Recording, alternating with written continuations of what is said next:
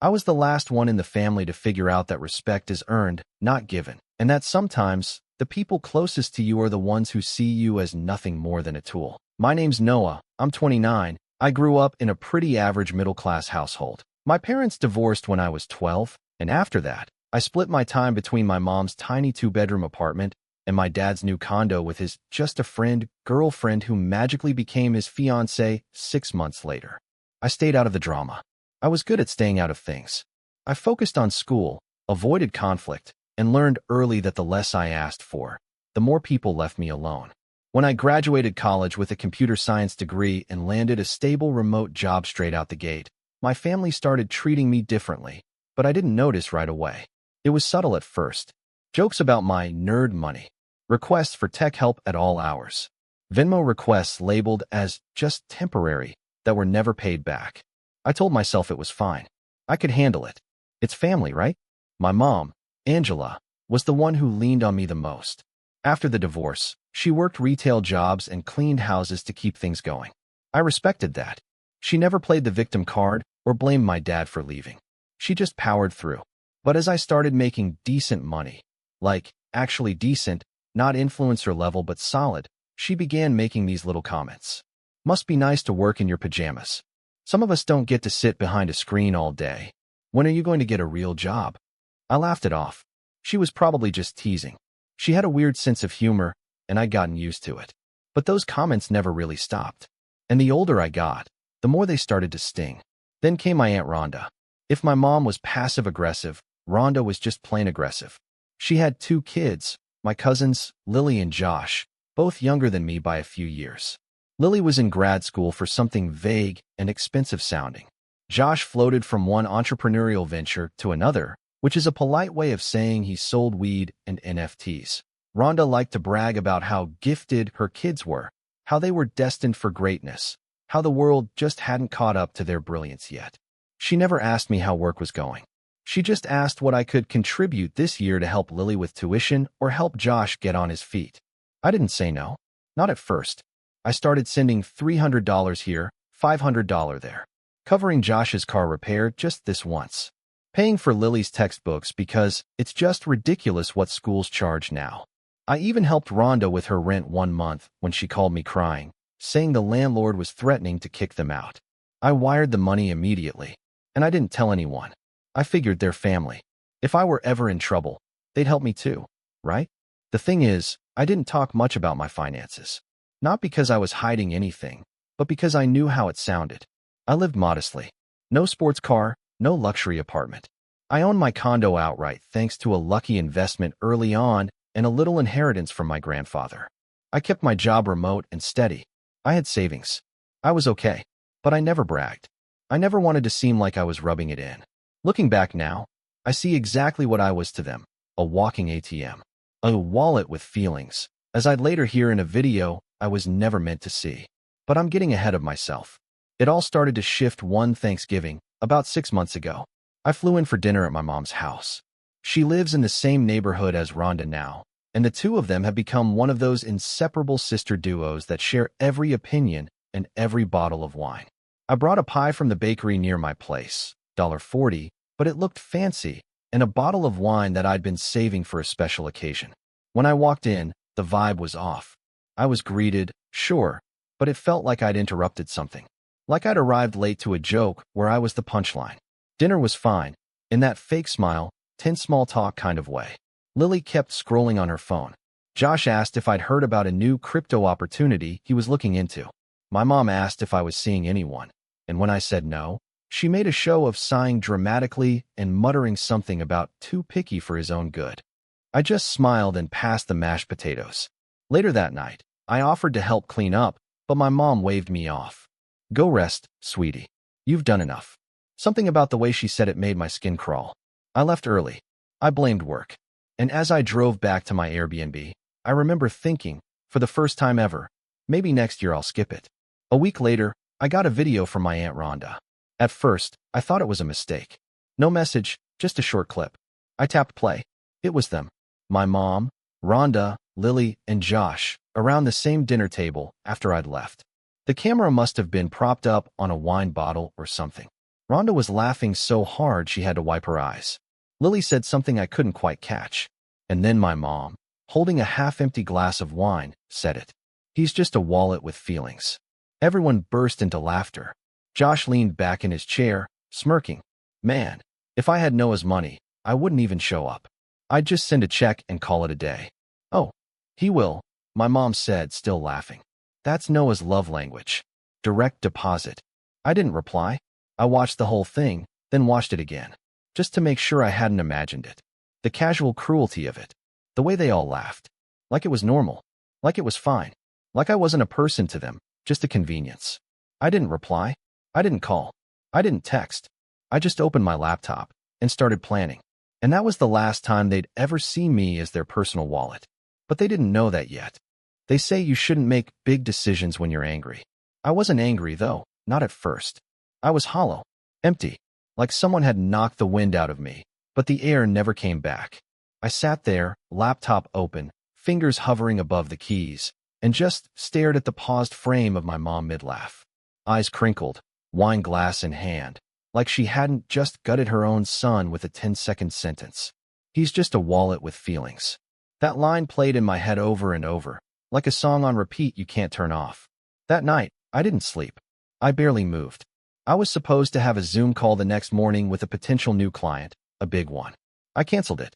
Said I was sick, which wasn't a lie, just not the kind of sickness anyone could diagnose. I didn't tell anyone about the video. Not my friends. Not my therapist. Not even my ex, Natalie, who I still talk to sometimes when I needed to vent. This was different. This wasn't something I wanted to talk about. This was something I needed to understand. Had it always been this way? It was like a switch flipped, and I started remembering things differently. Little comments, little moments. Last Christmas, when I offered to buy everyone dinner at that fancy steakhouse, my mom said, "Let's enjoy it before Noah changes his mind." I laughed at the time, thinking it was just a joke. But now, I wondered what they really said about me when I wasn't around.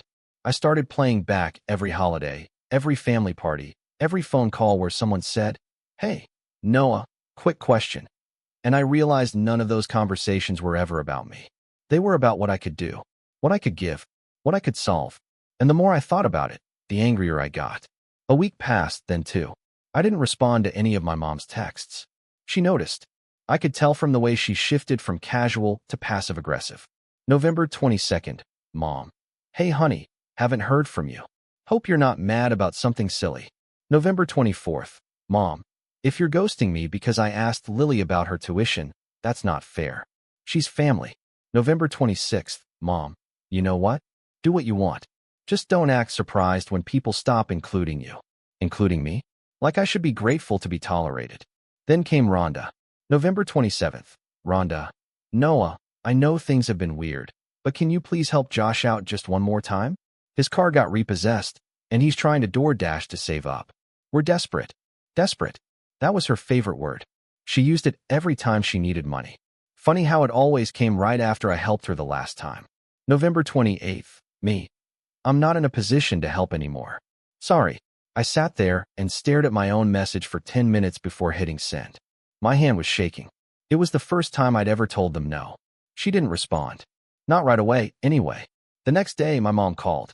I didn't pick up. She left a voicemail. Noah, what's going on with you? You're being really selfish right now. Rhonda and I are worried. You can't just shut people out when they need you. That's not who you are. That's not how I raised you. I almost laughed. Raised me? She outsourced me to public school and PBS while she worked doubles and let Rhonda babysit, which basically meant letting me sit in the corner while her kids played on the GameCube. I didn't reply. That was the week of my birthday. I don't usually make a big deal of it. I'd planned a quiet dinner with 2 close friends. Nothing major. But on the morning of, I woke up to a Facebook notification. Angela Miller and 6 others posted on your timeline. I opened it, expecting a generic happy birthday post. What I found instead was a group picture. My mom, Rhonda, Lily, Josh, at some restaurant I'd never heard of, eating cake. Caption, celebrating our favorite boy, even if he's too busy to join us. My name wasn't even tagged. I just stared at the screen. They hadn't called. They hadn't invited me. They'd thrown a birthday dinner for me without me, and then made it a public performance, like I'd bailed on them. As if they were the victims of my absence. My chest tightened. I turned my phone off and didn't turn it back on for the rest of the day. That was the first birthday I spent completely alone. Not even my dad called, though that wasn't surprising. He'd been largely out of the picture since he remarried and started a second family. I hadn't seen him in person in almost 3 years. I used to think I'd just slipped through the cracks. Now I wasn't so sure. It all boiled over 3 weeks later. It was a Friday afternoon. I just wrapped up a big project and finally felt like I could breathe. I was even thinking of taking a vacation, something I hadn't done in years. I opened my email to look at flight deals and saw a new message from Lily. Subject line, need a huge favor. I clicked it. Hey Noah, I know we haven't talked much, but I've got a massive opportunity and you're the only one who can help. I've been accepted to this psychology seminar in Costa Rica over winter break. It's super competitive and could really help me get a leg up in my grad program. The thing is, I can't afford the flights. They're like $1,100 round trip. If you could just spot me the cost, I promise I'll pay you back once I get my campus job next semester. This would mean so much to me. Also, it'd be like a late birthday present to your favorite cousin. Let me know soon because spots are filling up and I need to book ASAP. I stared at the screen. No apology. No acknowledgement. Not even a question about how I'd been. Just another ask. I didn't respond. I forwarded the email to myself, then saved it in a new folder titled Receipts. 2 days later, Rhonda texted me. December 17th. Rhonda, why are you ignoring Lily? She's stressed and crying now. You could have just said yes. And then, not even an hour after that, I got a call from an unknown number. I let it go to voicemail. When I listened to it later, my jaw dropped. Noah, it's Josh. Look, man, I don't know what your problem is, but you're really messing over your family. We've always had your back, and now you're acting like some stuck-up jerk just because you got lucky in tech or whatever. Not cool, bro, real talk. You're losing the people who actually care about you. Think about that. I played it twice. They always had my back. When? When I paid for his tires. When I covered his overdraft fees. When I bailed him out. Literally, after he got caught shoplifting 3 years ago, and Rhonda begged me to pay the fine quietly so it didn't go on his record. That was the moment something broke in me. Not snapped, just broke. Quietly. Permanently. Like a foundation finally giving way after years of small cracks. I was done. Done hoping they'd change. Done pretending they saw me as anything other than a resource. Done believing that just because someone shares your blood, they deserve access to your life. That night, I poured a drink, sat down at my desk, and opened a spreadsheet. I titled it Final Tally. Every gift, every loan, every forgotten favor. $300 for Josh's toe. $1,200 for Lily's textbooks. $700 for Rhonda's overdue rent. $2,000 here. $600 there. Over the years, I had sent my family, just on record, over $26,000. And that wasn't counting meals, plane tickets, or holidays I'd paid for. I looked at the total. I looked at the names. And then I looked at the unopened video still saved on my desktop. The one where they laughed. Where my mom called me a wallet with feelings. That's when I made a choice. No big declaration. No dramatic phone call. Just a silent vow between me and the glowing blue screen. This ends now. And the next time they came to collect, they wouldn't just leave empty-handed. They'd leave exposed. But I had to wait. Had to be patient. And it turns out, I wouldn't have to wait long at all. Because less than a week later, they gave me the perfect opportunity to begin. And I took it. I didn't launch into revenge right away. I didn't send angry texts, didn't call anyone out on social media, didn't expose the video or cut anyone off in a dramatic, burning bridges kind of way. That's not how I operate. I've always believed in patterns. Quiet adjustments. 1 degree at a time until the whole direction of your life has changed. But before I could rise, I had to fall. And I didn't even realize I was falling until I hit the floor. It started with silence. I cut communication cold. No texts. No calls. No birthdays, holidays, check-ins. I turned off read receipts and notifications. I unfollowed every family member on social media. Not blocked, not unfriended, just ghosted. Vanished. I figured they wouldn't care. That they'd move on without me. Maybe grumble a bit about me being dramatic or sensitive. Then pivot back to whoever could fund their next crisis. But the silence must have scared them, because for the first time in years, they started trying to reach me. My mom left 2 voicemails a week apart. Noah, it's your mother. I don't know what's going on with you, but I hope you're okay. Please call me. Noah, this is getting ridiculous. I'm your mother. We don't ignore each other like this. Rhonda sent a long email titled Family Means Forgiveness, where she talked about how everyone says things they don't mean sometimes, and how I was holding on to resentment like it's some sort of currency. Which was ironic, considering all the actual currency I'd given her over the years. Josh DM'd me on Instagram with just the words, "Really, bro? After everything." And Lily. Well, Lily posted a TikTok that didn't mention me by name, but the caption read, "When your rich cousin forgets where he came from." It got 18 likes. I watched it twice, and then I logged out of every platform. I thought cutting them out would feel empowering, like taking back control. But the truth? At first, it felt like grief. Like mourning a version of my life I'd always believed in, but never really had. I kept expecting to feel relief, but instead I felt empty. Like I was standing at the edge of a cliff, staring down at the sea, waiting for a wave that never came. The real crash came on Christmas. I didn't decorate, didn't bake, didn't put on music. I ordered Chinese food and watched Die Hard in my apartment alone, trying to convince myself it was just another day. It wasn't. The quiet hurt. More than I thought it would. My friends were all with their families, texting me blurry photos of ugly sweaters and pets in Santa hats. Natalie sent me a voice memo from her mom's house. She said, "Thinking of you. Hope you're okay." I didn't reply. I didn't know how to explain that I'd never felt less okay. I didn't sleep much that night. I just laid there, staring at the ceiling, wondering if maybe I was the problem. If maybe I had changed. If maybe success had made me cold, selfish, arrogant. It's what they all seemed to believe. Could they all be wrong? That was my lowest point. Not the betrayal. Not the video. But that night, alone with my own doubt. But sometimes, rock bottom is where you stop digging and start building. And I started small. I went back to therapy, something I hadn't done consistently since college. My therapist, Dr. Katz, didn't say anything profound at first. She just listened. She let me talk about the video, the money, the silence, the doubt. And then one day, after I told her about the TikTok post, she asked me something simple. "Noah, if someone treated your future child the way your family treats you, what would you tell them to do?" I didn't even hesitate. Run. And that was when I realized I already had my answer. I wasn't broken. I was just healing. And so, slowly, I started to rebuild. I focused on work. Not just to stay busy, but to create. I pitched 2 new app ideas I'd been sitting on for a year. One got greenlit by the startup incubator I'd once only dreamed of being part of.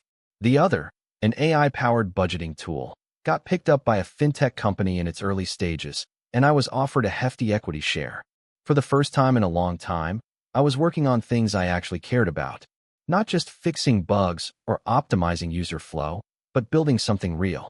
I also started being honest with my friends. I told them what had happened. Not all the details, but enough. Enough to explain the distance, the silence. And to my surprise, they didn't lecture me. They didn't guilt me. They just showed up. My friend Ezra started inviting me to game nights. Chloe started looping me into her hiking group. Amir introduced me to his sister, Maya, who was an artist and had this laugh that made you forget what time it was. We went on 2 dates, then 4, then more.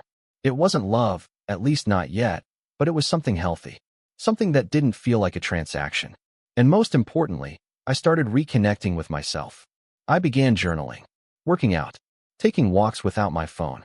I made playlists that weren't for parties or work sessions, just for me. I started cooking again, badly, at first, but eventually well enough that I stopped ordering in. I bought myself a new mattress, new sheets, threw out the ones that reminded me of my old apartment, my old self. I started setting boundaries, not just with people but with habits. I stopped checking my inbox after 8 p.m., stopped answering calls from unknown numbers, stopped agreeing to things just to avoid guilt. I realized that saying no wasn't cruel, it was self-respect. 3 months after Christmas, I got an email from my mother. It was longer than usual, carefully worded. No jokes, no guilt trips. Just this. "Noah, I want to talk. I know we've hurt you. I know I've hurt you. I didn't realize how bad it had gotten until you stopped answering. But I miss you. I miss my son. Can we talk? Please." I read it 5 times, and I didn't know what to feel. Part of me wanted to believe it. Wanted to think the silence had forced some kind of reflection. That maybe she'd finally seen me, not just my bank account. But another part of me remembered. The laughter, the wine, the words, "He's just a wallet with feelings." I didn't respond right away. I forwarded it to my therapist. We talked about it at our next session. Dr. Katz asked, "What would you need to feel safe seeing her again?" I didn't have an answer, but I knew this. I wasn't going to rush back into the same role I'd just clawed my way out of. I wasn't going to be the emotional support ATM again. I wasn't going to fix this on their timeline. The rise, for me, wasn't about revenge. It was about clarity. It was realizing that my worth wasn't tied to my usefulness. That being quiet wasn't the same as being weak. That I had every right to expect respect before generosity. That love without respect is just manipulation in costume. And slowly, the fog cleared. I had power. Not the kind you flex. The kind you carry. And when I finally stood up, really stood up, it wasn't with a speech or a slammed door. It was with a plan. Because when I did respond, it wasn't with forgiveness. It was with a test. And that's where everything really began to shift. Because they thought they'd seen what it looked like when I walked away. They hadn't seen anything yet. And what came next? Let's just say, they taught me everything I needed to know about taking. Now it was time for them to learn what it felt like to lose. I didn't respond to my mom's email right away.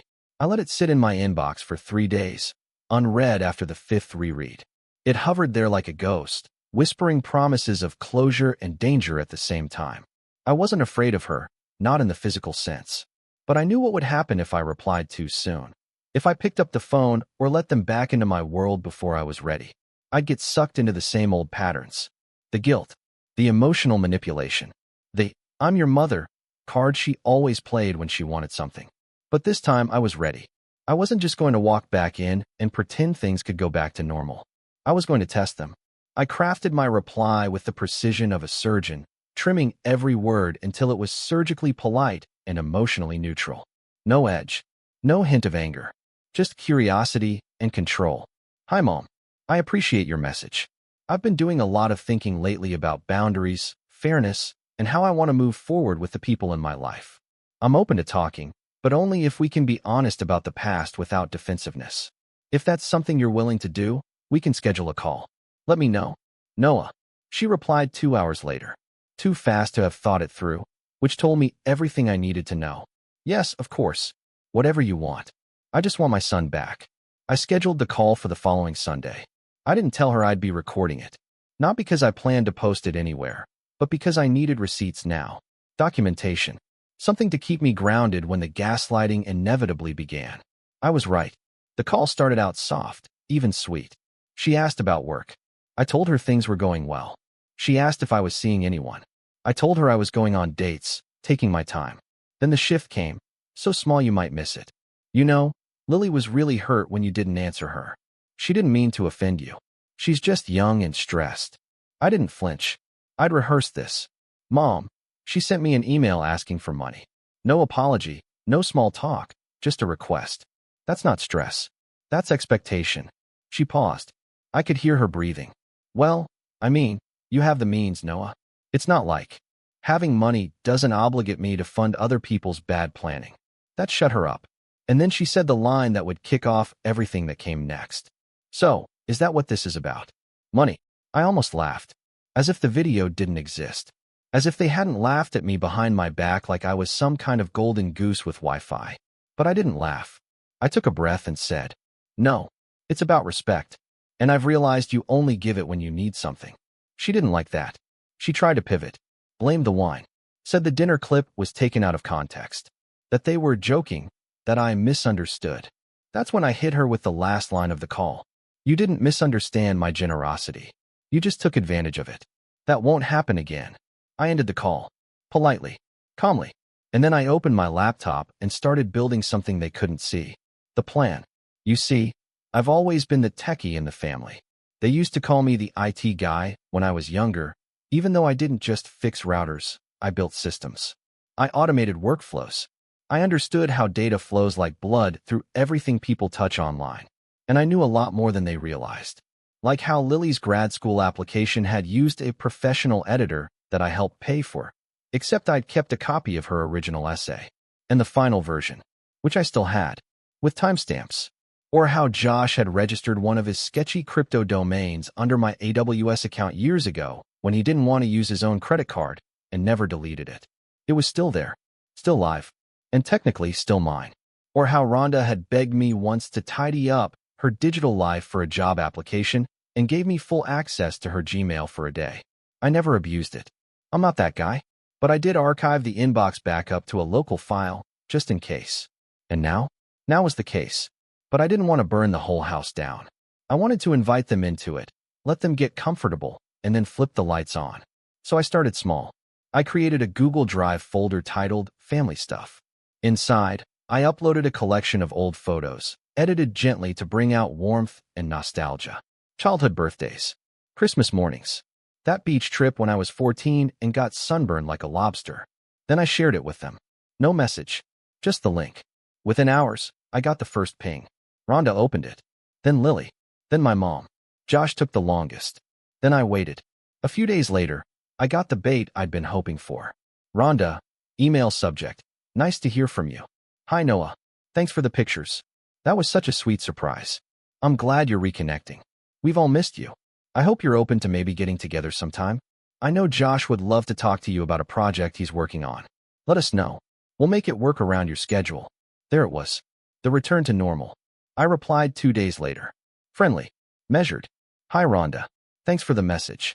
I'm definitely open to catching up. It'd be nice to see everyone again. Maybe after the new year? In the meantime, I'm cleaning out some old files. Let me know if you want me to send you anything you might have forgotten I had. Noah.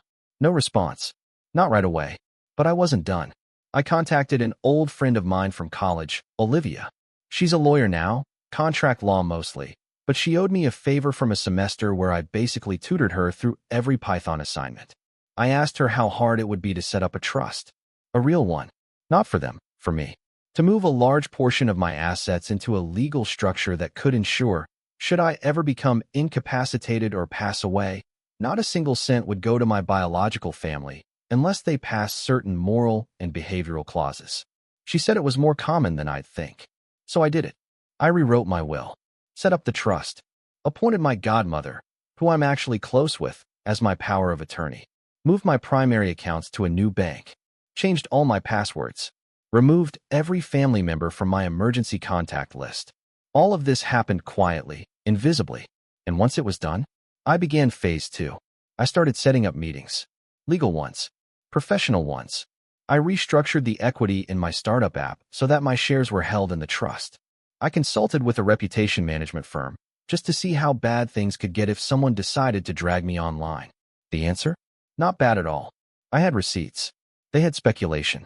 And the moment I saw the first sign of their next ask, I'd be ready. But I didn't want to just defend. I wanted to make them squirm. Not out of cruelty, but so they'd finally see what it felt like to need someone who wasn't willing to be used. The opportunity came, as I'd predicted, in the form of a text from Josh. January 21st, Josh. Yo man, got a new pitch for a crypto plus fitness app. Big investor meeting soon, but we need a lead dev. You down to collab? Can pay you equity for now. I stared at it for 10 minutes. Then I smiled and replied, let's talk. Not because I wanted the job, but because I wanted to walk them right into the fire. And this time, I wouldn't be the one getting burned. Because the setup? It was almost done. And what they didn't know was that every word they said from now on would be witnessed. Because I had allies now. Not just lawyers. Not just therapists. People. People who'd seen the video. Who knew the story. Who were waiting to help. And when the time came, we'd all be ready. But I'd let them keep talking for now. I met Josh at a coffee shop downtown. One of those sterile techie places where every wall's a whiteboard and the baristas wear startup hoodies. He looked the same. Still dressing like a wannabe Silicon Valley dropout. Still walking like the world owed him applause. He hugged me like we were long-lost brothers, and I let him. Let him sit across from me. Let him boot up his crusty Dell and walk me through a half-baked crypto fitness app that he clearly threw together in Google Slides the night before. Noah, bro, this is the future. You scan your body metrics in real time, right? Then it rewards you with coin. It's basically like getting paid to get shredded. He was grinning, waiting for praise. I nodded slowly. Interesting, I said. How many users do you have? Oh, it's still pre-beta, he said, waving it off like users were optional. But with your help, we could build an MVP in, what, 3 weeks? And funding? I asked. Josh leaned in like he was about to sell me the cure for aging. Rhonda's lined up a guy she met at her Pilates class. He does venture capital or something. We just need a prototype and a tech lead. That's you. I pretended to consider it. Stirred my coffee. All right. Send me the documents. Let me take a look under the hood. He grinned like he'd just won the lottery. Phase 2. Engaged. Over the next week, Josh sent me everything. Source code, pitch decks, financial projections he obviously copied from a Google template. I didn't sign a single thing. No NDA, no equity agreement. Just helping out, as he put it. Meanwhile, I copied everything to a private drive, time-stamped and organized. Then I dug a little deeper. Turns out, this wasn't Josh's first venture. He'd tried launching a crypto sneaker drop last year that failed after someone doxed him for running off with the pre-sale money. Then there was the fitness app before this one. Same concept, different colors. Buried under a different LLC, which I traced back to Rhonda's address. This wasn't a project. It was a pattern. A month in, they invited me to a formal family dinner. The first I'd been asked to attend since the infamous Thanksgiving video. Rhonda's idea. To celebrate the future of the family, she wrote in the group text. I RSVP'd yes. I knew exactly what they wanted. They thought they had me. I arrived early, in a button-down and blazer, holding a bottle of wine I didn't plan to open. Rhonda's place was cleaned up to look respectable. Candles lit, real plates on the table, even a vase of tulips in the middle like some Hallmark fantasy. My mom was already there. So was Lily, scrolling on her phone in the corner. She looked up and gave me a soft smile. Glad you could make it. Wouldn't miss it, I said. The dinner was fake polite. Overdone roast chicken, store-bought salad, strained laughter. Josh made a toast midway through, to family, loyalty, and building something big, and I raised my glass like I believed him. After dessert, we moved to the living room, where Josh opened his laptop. I figured we'd just sign you on officially tonight, he said, already pulling up a pre-filled contract. I tweaked the equity a little, 20%, not 30, but we'll make up for it after the first round. I smiled. Actually, I brought something too. I opened my backpack, pulled out my own laptop, and connected to the TV. One click later, the screen lit up with their pitch deck, but this version had annotations. Red highlights, notes in the margins, slides titled Borrowed from WebMD, and Revenue Model, copied from template. Then came the old pitch Josh used last year, the failed sneaker launch, the Reddit thread linking his account to the scam, the receipts. Josh froze. I turned to Rhonda. This is your address, right? The one used to register JLR Holdings LLC. Her face went pale. Noah, what is this? It's everything you handed me, plus everything I found, plus backups, plus timestamps, plus, oh yeah, here's a short clip I think you'll remember. I clicked again. The video. The one Rhonda accidentally sent me. My mother, wine in hand. He's just a wallet with feelings. It played in silence. The room was dead quiet. Then I turned to my mom. You said you wanted honesty. That starts now. Lily stood up. Wait, what is all of this? Exactly what it looks like, I said calmly. You've all treated me like a walking bank account for years. You've used my generosity, my guilt, and my silence as leverage. And now, you've tried to drag me into a fraudulent business scheme to squeeze out whatever was left. Josh finally found his voice. This is insane, dude. You were in on this.